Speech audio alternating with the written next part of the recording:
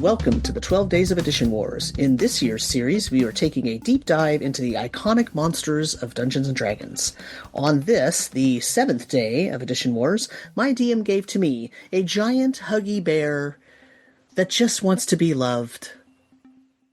Oh, except it has the head of an owl. This is a problem.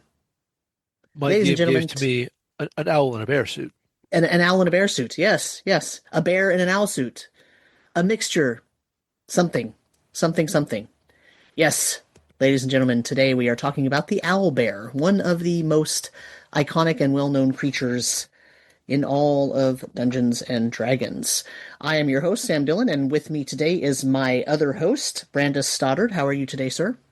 I am doing well, thank you. I would like to just observe that if the person singing the song has a wizard with poor judgment as their true love, that is going to be so much of a problem. Yes. I'm getting a real image of what those drummers are going to look like, and buddy, it is not good. Yeah, I have not searched the monster manual for "We think a wizard did it" with experimentation.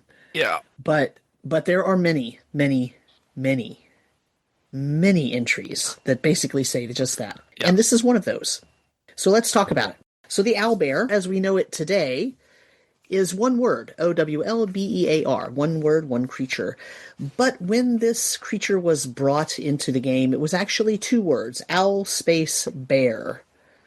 And so if you go searching for owlbear as one word in the early books of D&D, you're not going to find anything. However, if you search for owl space bear, space, that is a space, not space bear.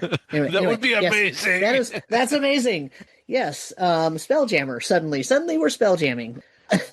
So anyway, this enters the game in the 1975 supplement number 1, which is the Greyhawk supplement, written by Gary Gygax, covering his campaign setting.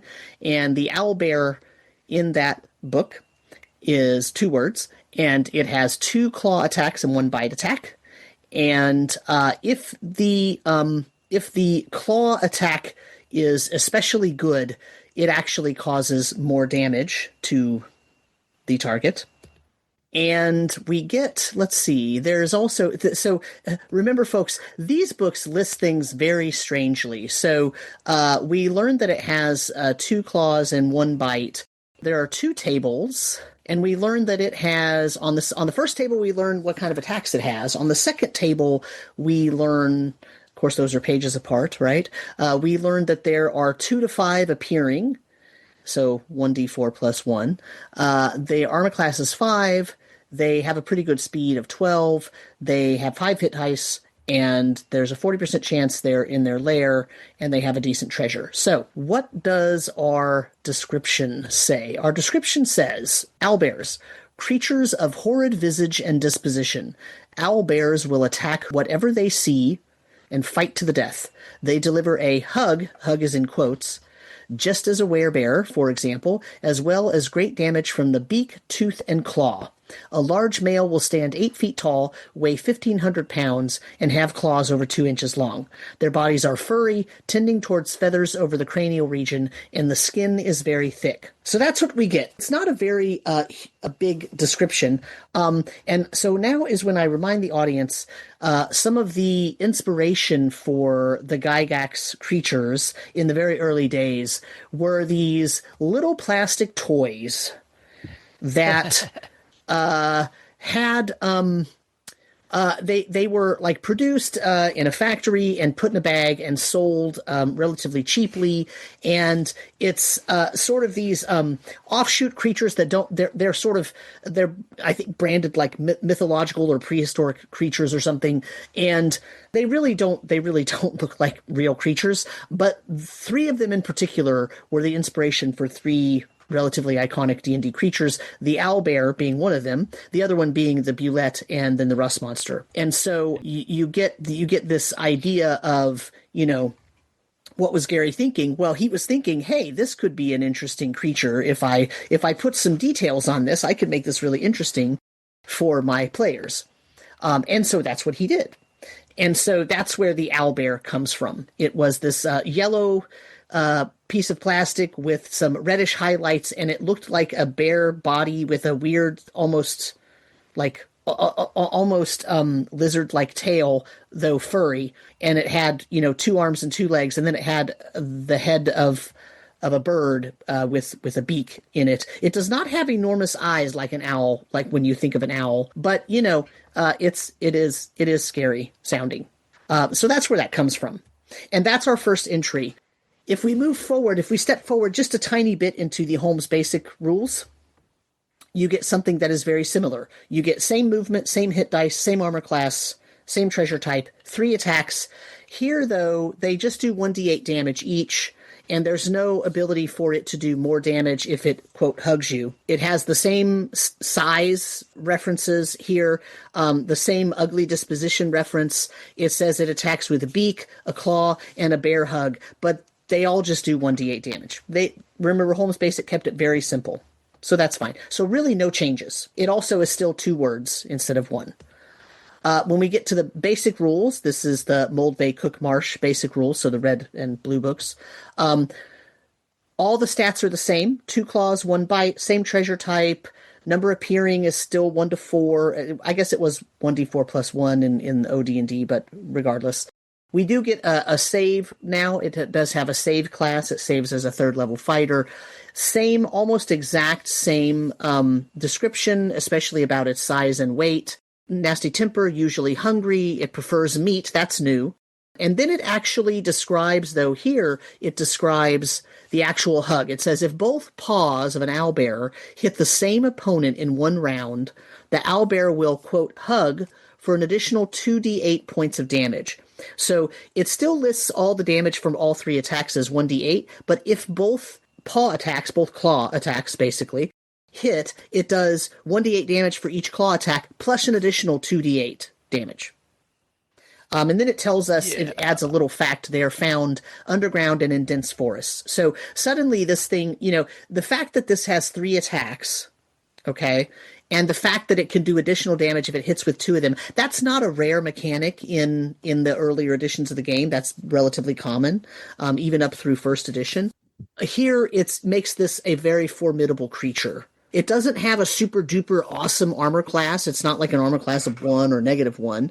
Remember, in this edition, the lower the armor class, the better, right? It has basically a very sort of mid-level armor class. It does have quite a few hit dice, though, which means it might get 2 or 3 rounds to try to make these 3 attacks each turn. So, it's going to be a problem for you. So what I love about the text right up is the mention of 15,000 coins as its weight. Right. Because I feel so confident that it needs to be listed that way because of the expectation that you will start to go find a taxidermist. Yeah. Right? Yeah. So, we killed one of these. Boy, it looked great on my yard. Yeah, they both have that weird, like, they don't really go by actual weight. They do coin weight, right? Because the thought is you have to know how much treasure you can carry at one time. And so I think, they're assuming, okay, well, if you take this thing, it's going to weigh this much. And whether you get it taxidermied or not, who knows? But you at least know how much it weighs. Yeah, that's funny. Oh my goodness. Hilarious. But yeah, I'm just imagining that's one of the main reasons you'd ever care about the weight that much. Yeah, I mean, no, I mean that's true. I think of it more as a treasure, right? Like, would some rich royal person want this in their trophy room, right? So yeah, you're going to take it to get it taxidermied, right? Yeah, very interesting. Because if you decide that an owlbear is worth 10,000 gold pieces, right, to somebody who has a menagerie, right, then you need to know how much it weighs so you can carry it out. Yeah, for sure. And then we get to Beckme, so the Mincer rewrite of the basic line. Same exact stats, literally same exact stats, down to the save class and the morale of the creature and the description. Right, everything is is the same. So nothing really changed. Right. So basically And between, go ahead. I was just going to point out that consistently listing the weight is Yeah. unusual across monsters. Most monsters don't have their Yeah. weight listed, and I Hmm. would just like to point out this is setting unreasonable beauty standards for young owlbears. Yes, yes.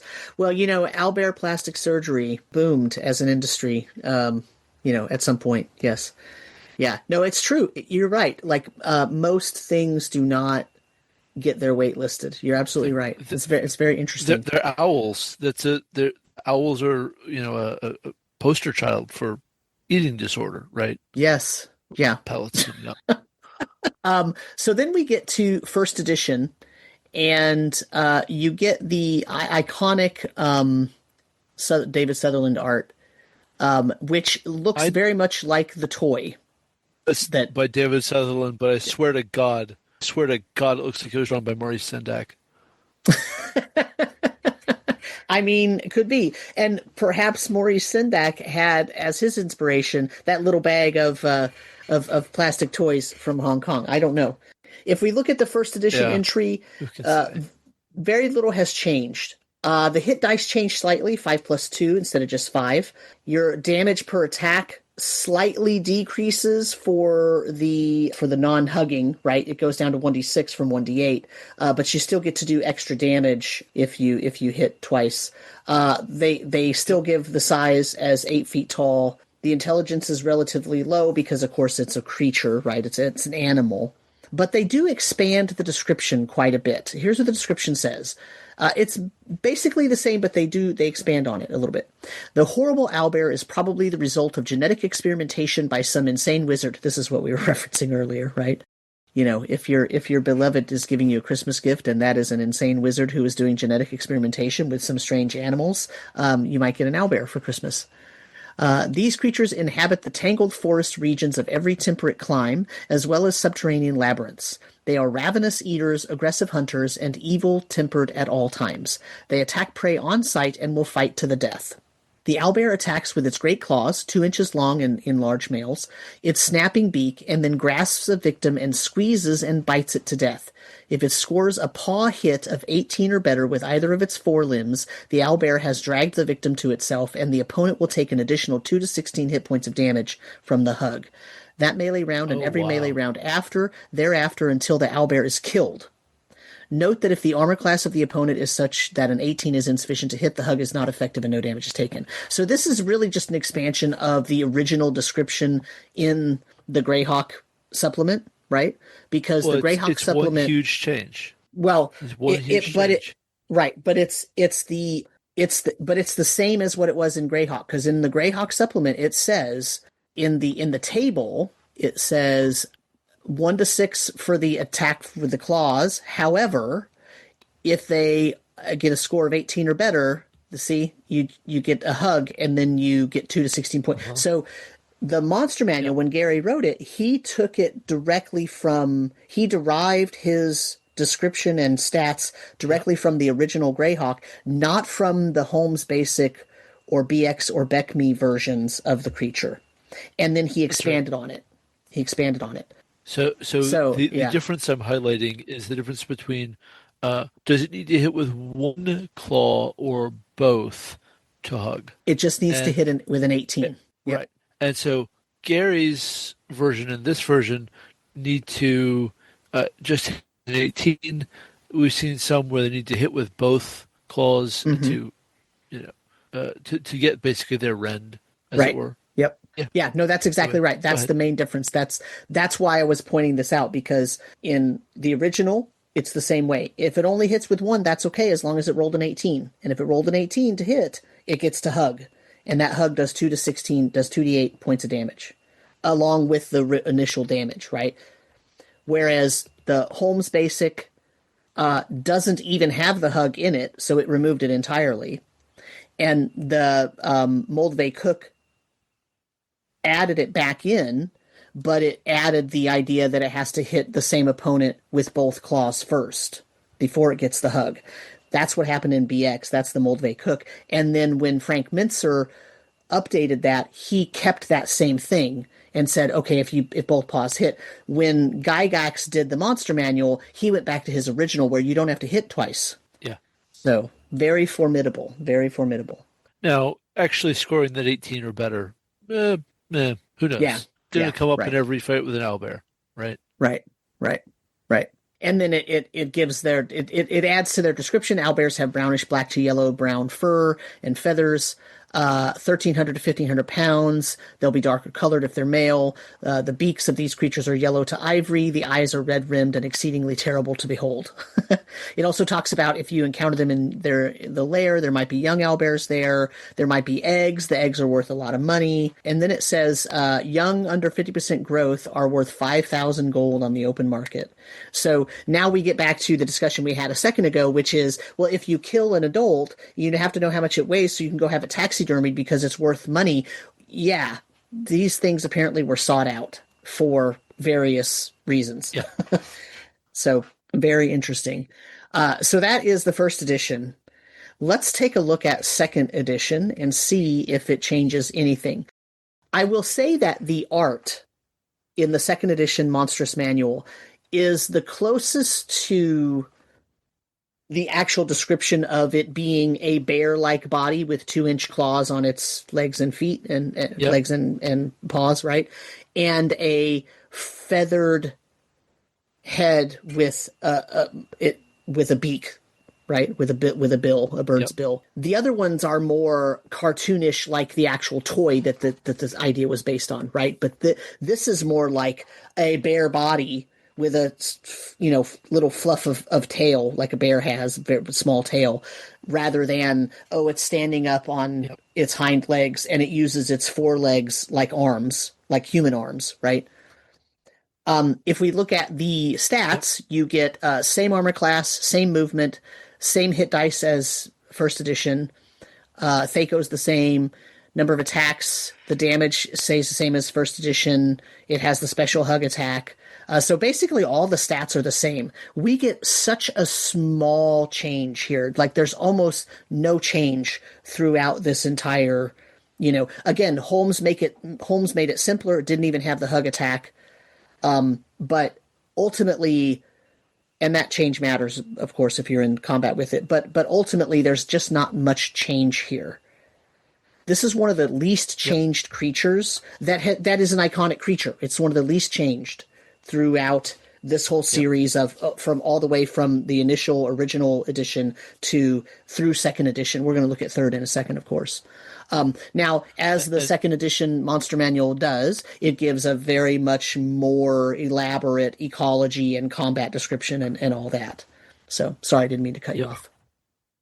No, it's fine. I was just going to point out that it does commit to it has to hit on 18 or better for the hug to accomplish anything. So, Yep. And it just, like, interestingly, if it were to score a bunch of 18s, it could hypothetically hug multiple creatures for some reason. It just sort of doesn't engage with that. Well, but it says the owlbear can use its beak to attack victims caught in its grasp, but cannot use its claws because it's spinning its claws hugging. So theoretically, then it cannot use its claws to hug another creature. I suppose that's fair, yeah. But it's just getting the damage automatically and just tearing you apart. It's really good. Yeah. It does give you a chance to escape here. If you can make a single attempt at a bend bars lift gates roll to break the grasp. That's fair, I guess. Look, it's so much more coherent than second ed grappling rules. Can you imagine? Yes, exactly. Core second ed grappling rules. Anyway, as I say about everything from this monster manual, this is the one that I grew up with and think of first. Yep. Yeah, so it also talks about they have a lifespan of about 20 years. They're warm-blooded mammals, but they lay eggs, so they're monotremes, as we would call them. It says they don't seek out treasure, but the remains of victims' treasures that are, in an owlbear lair, of course, that the treasure that creature had before the owlbear killed it is probably there. The owlbears themselves, eggs are worth 2,000 silver pieces. Hatchlings are worth 5,000 silver pieces. I swear that was gold pieces in the 1E Monster Manual. These are typically bought by wizards. While they are impossible to domesticate, they make formidable guardians, and wizards sometimes place them in locations of strategic importance. It has been said that an owlbear is a less subtle version of a keep out sign. Owlbears in dungeons and ruins almost always have been placed there by someone. Yeah, so, you know, it adds a tiny bit there, trying to make sense of what the heck was happening here. So, ready to move on to third edition? Third edition. We go back to the owlbear art where it's standing on two legs and has its arms more like humanoid arms than four limbs. But yeah, so I will let you talk about this stat block. Sure. So, I mean, it's interesting to me that the five specification has survived, right? Mm-hmm. Um, and it has enormous strength, enormous constitution, um, giving it 52 hit points, which is very respectable at CR4. AC is still, I mean, AC of 15 very much equates to the AC of 5 that it has traditionally had up to Mm-hmm. this point. Mm-hmm. Um, Yep. Alertness and track are track is there for some narrative. Alertness is there to have a bonus that they don't have to think about. You can just get slapped onto a spot and listen, and we're good. Um, then you see some hit die increases that stay within the size, and then the hit die increases that boost it up to huge. Uh, that what I take away from that is, my lord, people have this supersized mutant bear that is owl, and you don't think to like give it mutations to spice it up some more. Like, it's Right. made by genetic experimentation. Let it be in the ooze or whatever, right? Right. Put that Right. in the sewers of a major city, eating pizza with some turtles. That's all I want. Um, like, what I'm getting at is just within its own narrative, there's so much for more weirdness than any of these have gone for, right? Mm-hmm. Yep. They're trying to land on a naturalism, but the narrative of its origin resists that to a certain degree. But yeah, like a lot of the same concerns as we've seen in previous versions, right? Uh, Mm-hmm. so a lady usually has 1d6 young, finding a prize, 3 gold pieces each in many civilized areas. Yep. Can't be domesticated. The language is very similar here, and talks about be domesticated, but can be trained because you can hire a professional trainer. So, Right. okay, sure. Like, all told, it's still really consistently the same thing. Um, the range, like, honestly, giving it reach is one of the bigger changes here. Mm-hmm. Um, Yep. uh, So, I mean, improved grab is because it does mean that it can grab you any hit. Like I've said, reasonably damaging claws. The bites bonus is it's bad. Yeah. Yep. But that's how sort of a standard iterative attack problem for 3. Right. Yeah, so that's Yeah. So, I mean, my take on. Yeah, overall, it's the same creature. I mean, it is yeah, as faithful of a transition to from second to third edition as you can get. yeah. I agree with that. I mean, considering how much of the math has been changed, yeah. Right. Right. They just didn't do a ton with it. Right. You ready to go to fourth? Yeah. All right. So it shows up twice in fourth edition. It's in the Monster Manual 1, and then it's also in the Monster Vault. So it doesn't get any entries or elaboration in Monster Manual 2 or 3 or any of the other books. And we get a level 8 Elite Brute Owlbear, which is a large fey beast. And it has 2 claw attacks. If they hit the same target, it Nice. can grab them. Yep. Right? It does have something new, a stunning screech. which it can use to screech out and stun opponents. There is also what they're calling a winter claw owlbear. It also has the double claw attack that then you can grab. Cool. It also does a frost whale, which is basically a screech but does cold damage. That is a level 14 elite controller. And that's what we get in the first monster manual. Again, even though the math changed a great deal in the way that the stat blocks are indicated. Just go ahead and say that stunned save ends on a close burst one is so bad for the player. Yeah. That is such an awful thing to have happen to you. Right. And right. honestly, the auto hit with the bite once scrap with you is no picnic. Yeah, because that level 8 is doing 4d8 plus 5 damage. That's pretty decent at the level when you might be experiencing that creature. That's a pretty decent bit of damage. Yeah. Yeah. It can absolutely double attack. Let's hit the same target they're grabbed. So the player would have taken something like 24 damage from the claws, since they have to both hit 23 from the bite. That's awful. Level 8 elite brute. All right. So please proceed with the Winter Claw Owlbear. Yeah. So I didn't. It's a level 14 elite controller, and it really does a very similar thing to the regular owlbear, the level 8 elite brute, except for it has a frost whale instead of a stunning screech. And the frost whale has a larger burst radius and immobilizes you instead of stuns you. It still has the same idea of it's going to make 2 claw attacks. If they both hit, it immobilizes you, and then you're slowed after that. So it's going to be very hard for you to get away. The idea here is it's doing cold damage, right? It's not just, that's why it's a winter claw. It's meant to be, in a wintry forested region, right?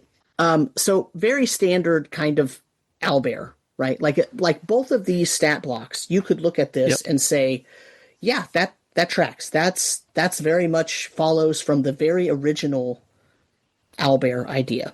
The art is back to a more bear-like body with a more bird-like head, and it's it's halfway decent. It's good, and that's what we get. When we get to the Monster Vault, though, you're going to see a bigger expansion of the types of owlbear. So they use the same art, but we get a level 8 brute, which is similar but not exactly the same. Okay. It's Dazing Hoot. Instead of that, what did they call it in the last one? They called it a Stunning Screech, because it's not an elite in this case. It's just a brute. And it's a Close Blast 3 that dazes, which is still bad.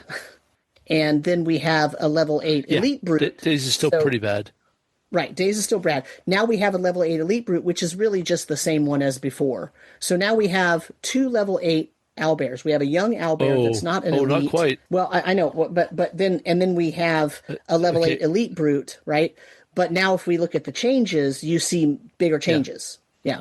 The big change is the Stunning Screech changing to Close Blast 3. 3, right? Yes. Yeah. Yeah. That is absolutely brutal. Yeah. That's rough. Mm-hmm. I mean, in the wrong situation, that's the whole party, and you're just taking damage till you save. Good game. Yep. And that is the same as the Winter Claw, which was a Close Burst 3, right? Yep. So very similar. But the Winter Claw was a level 14, and this is the level 8 elite brute. And then we go to a trained owlbear, which is a level 9 soldier, which has a thunderous shriek, which does 46 plus 5 thunder damage, and then you're knocked prone, and also has a ability to attack something adjacent to it as an opportunity action. Yep. Then we have a Windclaw owlbear, which is a level 11 elite controller. And then we have the Winterclaw level 14 elite soldier again, which has its Frost Whale increased to a Close Blast 5 instead of 3, and does more damage. Yeah. But still, the majority of these creatures are still very, very, very, very much owlbears. They're just slight variations on a theme, but not such a huge variation like what you were talking about with the third edition, where you're wondering, like, okay, this thing was supposedly created in a laboratory experiment with a lot of genetic manipulation, but yet it has no real mutations. It has no, like, aberration style, definitively Yeah. horrible mutations. It's just a bear with an owl head or with a bird head. And it's Yeah. horrible, And and it makes, it's formidable, but there's not really any other thing about it that is enormously horrible. Fourth edition added the screech or the hoot or whatever they call it, the wail, in these different stat blocks. That's different from every other edition. yeah, it makes me wonder if just Bear with an Owl Head sort of felt enormously weirder and more surprising when it was originally written. Hmm. And it's Right. just sort of now we're just used to it because it's been 50 years of Right. uh that bear's got himself an owl head. Right. Well, that's kind of what I was going to say, was this creature that has remained almost exactly the same over the entire span of the editions, because you're going to see when we get to fifth edition, it's really not that different, right? This creature, why is it such an iconic creature? And I think the answer is because of the toy. Mm, The original inspiration for the toy has a weird story behind it, and it's just a weird creature. It's a mundane, real world, everyday creature, a bear, that's still dangerous in real life. Like, we're not making friends with bears over here, right? But I mean, most people. but But Sam, if not friend, then why friend shaped? I know, but you know what I'm saying. Yeah, yeah, yeah. but like that, but it has a bird head, right? And in all the art, in all the art, the actual bill of the bird head part of this creature with the bill and the eyes is actually more falcon shaped than owl shaped. So it's kind of a misnomer.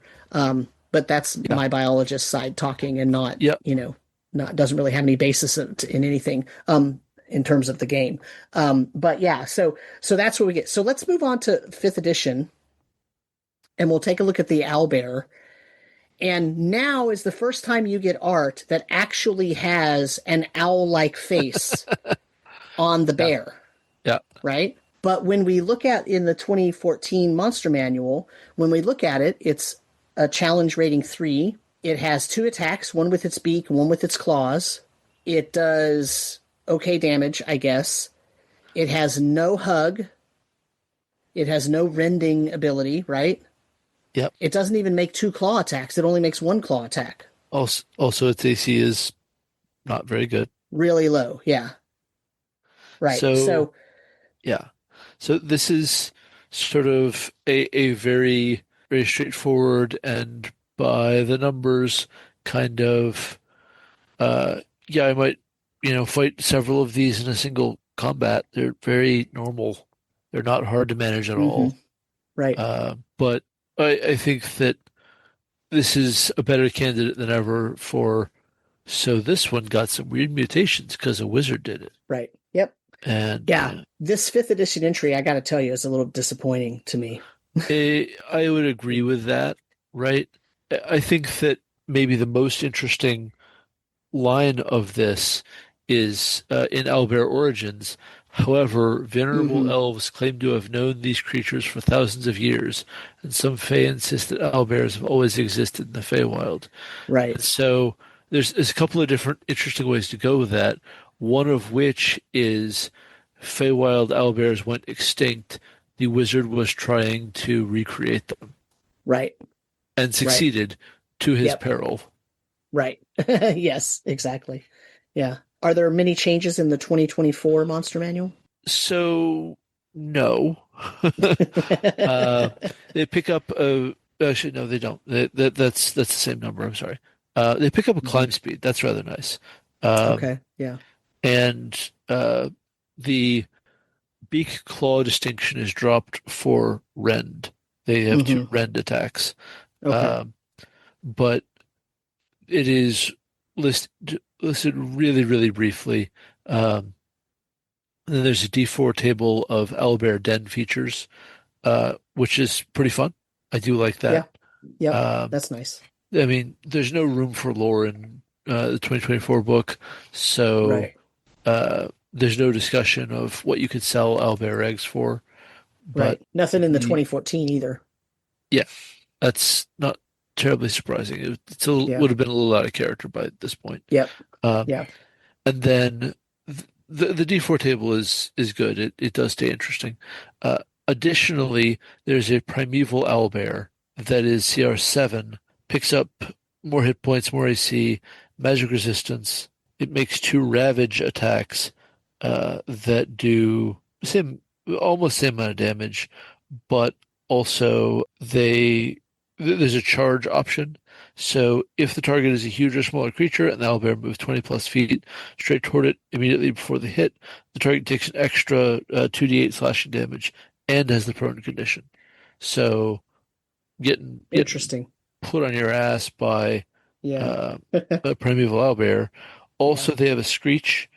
Each creature in a 30-foot emanation originating from the owlbear deals a tidy pile of thunder damage, and the target is the incapacitated condition till the end of its next turn. So incapacitated is action denial in the same way that stunned is, but you don't Hmm. grant advantage Right. on attacks against you. So I'm saying that is going to be the actual owlbear that existed in the Feywild. Yeah, yeah, yeah. Right. I Yeah. think that's Yeah. very easy Yeah. to support by them calling it Hmm. primeval. Right. The Yep. lore for it reads: ancient forests and Feywild demesnes steeped in magic can give rise to particularly large and vicious owlbears. These primeval specimens can fly, albeit poorly. They have a fly speed Hmm. of 5 feet, Hmm. and emit thunderous screeches that can rattle foes and even tear them asunder. There is not separate art for the primeval owlbear Right. to talk about its wings, Yeah. That's too bad. which, yeah, probably so. Yeah. I mean, also kind of distressing. Yes. Yes. Yeah. So, this is an iconic creature, and yet it's one of the creatures that has the fewest changes across editions, despite that primeval owlbear. That one's kind of cool. But Yeah, even that one has elements of the fourth edition versions, right? yeah. And I Yeah. think the Monster Vault collection of owlbears is quite good. Hmm. Yeah. That Yeah. appealed to me. But this is a very interesting case where it's brought through all 50 years of D&D history almost unchanged. I think it's going to win the award for the least changed creature across editions in this series. I mean, Gelatinous Cube is giving it a run for It's its up money. there. Yeah, yeah, maybe. Okay, well we'll have to compare that. Yeah. Yeah. Yeah, you're right. Gelatinous Cube will give it a run for its money. But yeah, we'll have to see. We'll have to look back when we get to day 12 Yep. and see what happens. Any other final thoughts? I mean, it's nice to have an easy one. Yeah, right. Um, Yeah. Yeah, for sure, right? but I think that, a lot of what I take away from it is that I would just love to have a little product that focused on owlbears and giving them additional lore and really digging into it and talking about adventure Hmm. hooks that Hmm. touched on them, not necessarily in an adversarial role, right? I think there could be a lot of interest there that is getting sort of glossed over. Yeah, I really find this one interesting because it seems like it is an extremely iconic creature, right? But why? Well, You know what I it's mean? right. I think my take on that is that it really taps into the sense of Gygaxian naturalism, Right. right? There's a kind of this is fantasy so low that it Hmm. still like attempts a kind of believability, Right. and I think that that has resonated with people. Um, Also, it's distinctive. It Yeah. is a D&D thing. It is not Right. somebody else's thing. Right. And again, I go back to that whole idea of, and bears are real world creatures, and owls are real world creatures. So we have a very relatively easy time imagining a bear and an owl, and then Yeah. just taking the head from one and putting it on the other, right? Yep. And it sort of feels more natural, right? Yep. But still, but still, it's really funny. Yeah, it feels like a formidable, only at low levels kind of creature. Because even if you look at the 2014 Owlbear, right? It's a challenge level 3, right? Challenge 3. But if you're third level and you run into a pack of these, right? You accidentally infiltrate their lair or their territory, they might slap some hurt on you. If you're fifth level, probably not so much, Yeah. right? I mean, Yeah. they have a very low range of dangerous to the party territory. Yeah, I mean their 59 hit points are a modest obstacle in combination with a bunch of other stuff. But I mean, 59 hit points, if that's the only thing you're fielding, they were never going to be a problem. Right. That's just Right. how 5e is. Mm-hmm. Right. Right. Yeah. Yep, for sure. Yeah. All right. Well, anything else? Other I than, yeah, it's I'm good to have set. an easy one. Yeah, yeah, I'm set. All right. Well, sir, where can people find you on the internet? You can find me on Blue Sky at brendisstoddard.bsky.social. You can find me on the Tome Show Discord. My personal blog is brendisstoddard.com, and my Patreon is Brenda Stoddard. How about you, Sam? You can find me on rpgmusings.com. I am DM Samuel at Blue Sky and also on Mastodon, sort of. I rarely go there anymore. And I am on the Tome Show Discord. So, ping me somewhere and I will send you a link to that so you can join our conversation. Other than that, we hope that you're enjoying this series so far. I know I am. It's fascinating. Even to talk about something as relatively simple as the Owlbear is super fascinating to look across all the editions. And so I'm really enjoying this, and I hope everyone else is as well.